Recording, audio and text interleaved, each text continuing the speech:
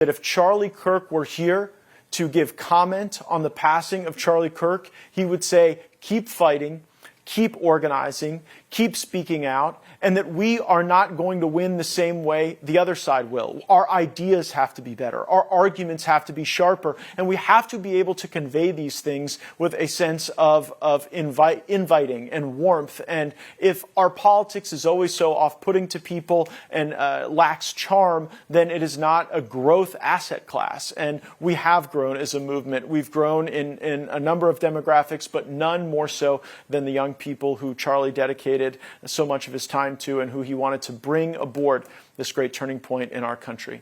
This also brings into focus broader questions about political violence and about death threats. Last evening, we had longtime political consultant and presidential historian Roger Stone on our program. He had this to say about the political climate of violence today. Matt knows what this is like. You have no idea what it's like to get death threats every single day by email, by text, on social media. I don't talk about it because I don't want to generate copycats, but if you're outspoken, you're subjected to this. Yeah, you have to become numb to it. Silence us. If the idea is to silence us, that's not going to work.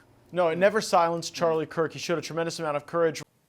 Roger Stone makes a good point. There's often this tension that arises when there are terrible death threats. If you talk about those things, they tend to happen more often. If you don't talk about them, you aren't able to activate sufficient outrage to be able to make this not acceptable. People have to be able to resolve their disputes in far more productive ways. And we have a lot to learn about the motivations in this particular event. But I don't immediately leap to the conclusion that this is someone who just hated conservatives, because many were gathered that day. And what we know about the gun that we believe was acquired by the authorities is that this was a single bolt action rifle. This was one bullet. This wasn't somebody who was out there just spraying their outrage through some sort of high-capacity magazine. We also see that this person obviously had an escape plan. The comparisons to Butler, Pennsylvania seem deeply misplaced to me, because in Butler, Pennsylvania, this was someone who obviously was ready to give their life in this twisted desire to see President Trump killed.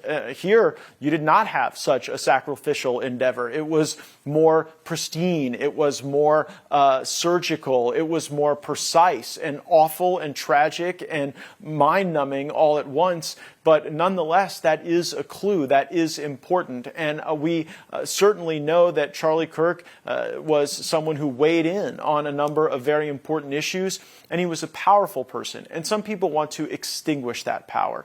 And so much of what is being discussed regarding our friend Charlie Kirk now relates to what he indeed has done, mobilizing and organizing people.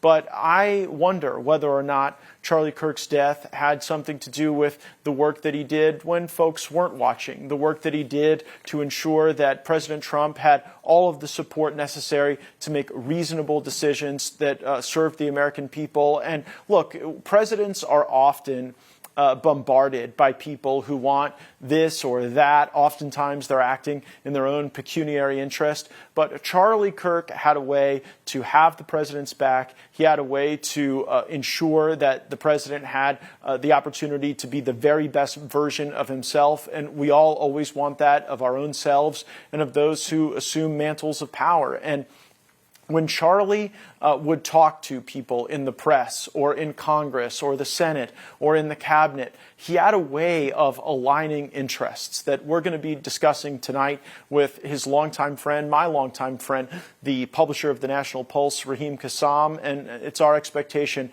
that that'll give us an opportunity to really delve into the depth of this man and his impact on Washington, D.C. It was an impact that is felt even in his passing. And there will be a lot of time for us in the coming days and in the coming weeks to talk about where Turning Point goes, where the door-knocking effort goes for the Republican Party. In a lot of ways, Turning Point USA did the work that the Republican Party traditional establishment infrastructure didn't do, wasn't built to do, couldn't do. And in that way, it is an irreplaceable thing in the success strategy for the America First movement to have a vibrant Turning Point.